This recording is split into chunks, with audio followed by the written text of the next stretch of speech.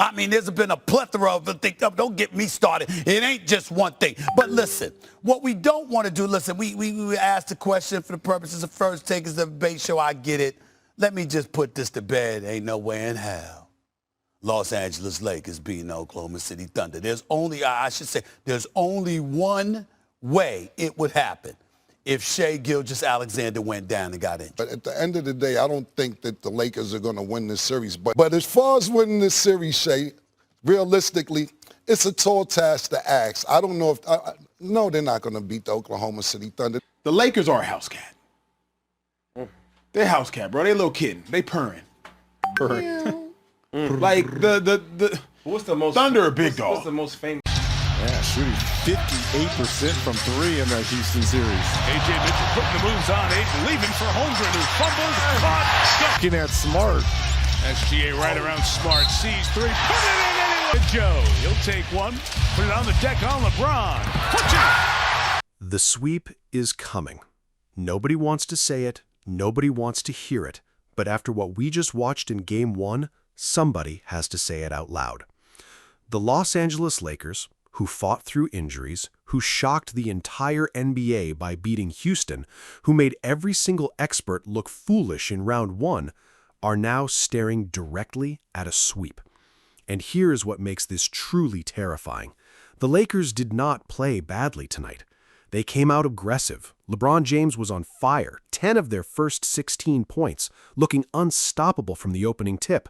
They held SGA, the most dangerous scorer on the planet, to just 18 points and 7 turnovers, his worst game in nearly a full calendar year.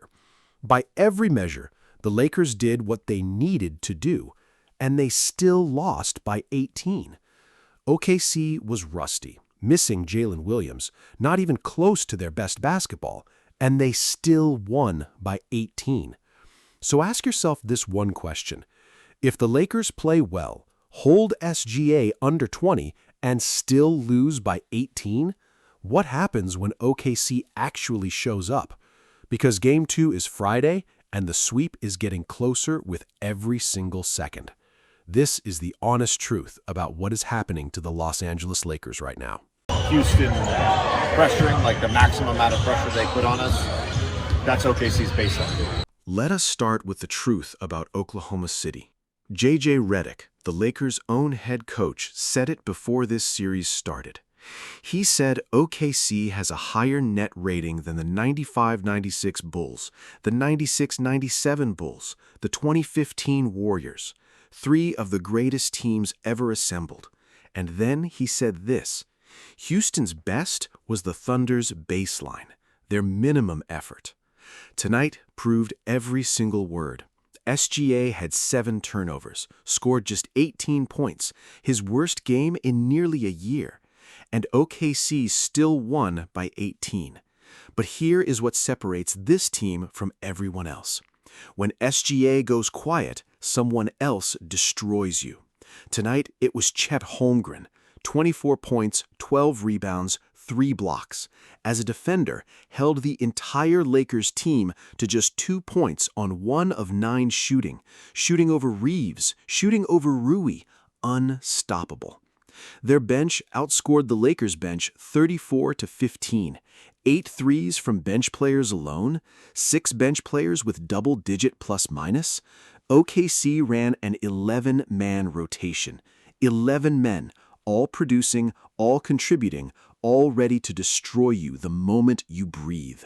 And every single quarter, end of the first, end of the second, end of the third, OKC went on a spurt, a run, a burst that turned a close game into a blowout before you even realized what happened. +5 after 1, +8 at half, +12 after 3, lost by 18. That is not a team beating you. That is a machine dismantling you piece by piece, and the Lakers have no answer for it. Now, obviously, that's a great defense. Issues coming from? Yeah. You know, we have a guy that averaged 37 a game. What, you averaged 35 this year? 33 and a half? Yeah. I mean, what are you asking? Okay, well, I'm asking, I mean, like, you guys... There's the issues right there. We're playing against the #1 defensive team in the NBA. as far as the ratings and everything. And when you play against great defenses, you have to have guys that can attract multiple defenders on the floor at all time. Even I feel like we had great shots. We got some great shots tonight. We missed them. When you play against the world champions, having a guy that averages 34, 6 and 8 and 8 and 9, whatever the hell that's special. That's Luka's out. They're saying he might could come back.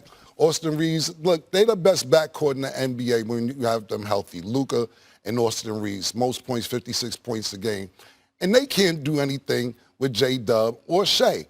And J-Dub hasn't really been there most of the season. And through every painful moment of this game, one name kept coming back: Luka Doncic. LeBron said it himself in the postgame. He looked a reporter dead in the eye and said, "We have a guy who averaged 34, 6, 8.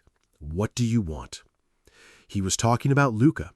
He was saying, against the #1 defensive team in the NBA, you need someone who collapses defenses just by existing.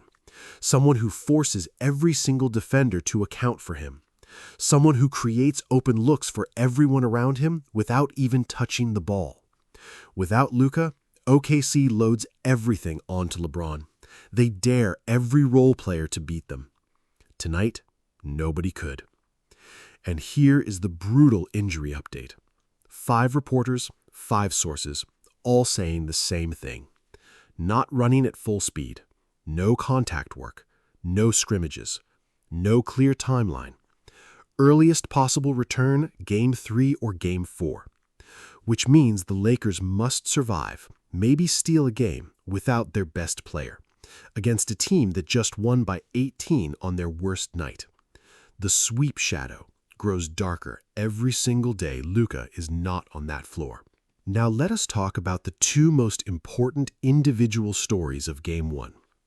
LeBron James, 27 points, 77% true shooting, 12 of 17 from the field, just 2 turnovers. Absolutely brilliant. Genuinely one of the most efficient playoff performances you will ever see from a 41-year-old man. Every time he sat, offense died. Every time he checked back in, the Lakers immediately went on a run. Second quarter, LeBron in, immediate 10-2 run. Picks off SGA, coast-to-coast dunk. The man was doing everything humanly possible, and it was not enough.